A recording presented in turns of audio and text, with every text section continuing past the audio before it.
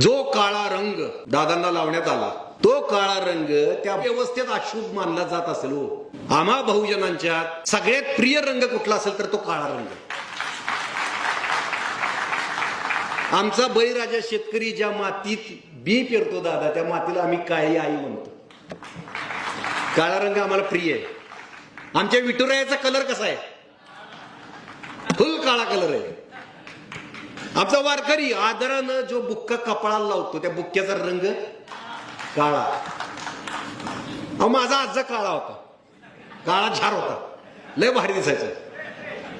माझी आजी काळी होती, लय माया करायची माझ्यावर. माझी आजी मरेपर्यंत ज्या देवीची यात्रा तिनं चुकवली नाही ती आपली बहुजनांची लाडकी देवी काळूबाई. आता मी थोडा तुम्हाला उजळ दिसत असेल ते आम्हाला नट असल्यावर फेशियल विशेल करायला लागतं. पण 4 दिवस रानात राबून आल्यावर दादा माझा कलर बघा, फुल 100% गॅरंटेड. रंग गेला तर पैसे परत. असा बहुजनांचा अत्यंत प्रिय बहुजनांच्या काळजाचा रंग काळा रंग दादांच्या अंगाला लागला आणि दुरावलेला सगळा बहुजन एक झाला.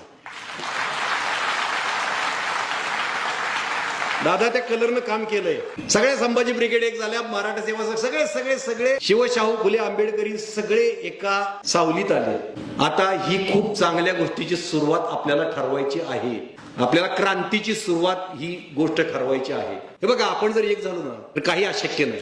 शिवशक्ती भीमशक्ती एक झाली तर कुठल्याही सत्तेपेक्षा ती मोठी आहे. आपण हातात हात घेतले पाहिजेत. आपापसातले सगळे हेवे दावे बाजूला ठेवले पाहिजेत. सगळा टोकदारपणा आहे तो बाजूला ठेवला पाहिजे. एकमेकांमधल्या भिंती पाडल्या पाहिजेत. त्या उतरंडीत थोडं वरचं मांडणारे जे बहुजन आहेत ना त्यांना मी सांगतो की हात जोडून कळकळीची मनापासून अगदी पोटतिडकीनं माझी विनंती आहे की डॉक्टर बाबासाहेब आंबेडकर या महामानवाला समजून घ्या. त्यांना आपल्या सगळ्यांसाठी काम केलंय. त्यांना एका जातीपुरतं मर्यादित ठेवू नका. प्रत्येक माणसासाठी प्रत्येक महिलेसाठी त्या माणसाने अफाट कार्य करून ठेवलेलं आहे.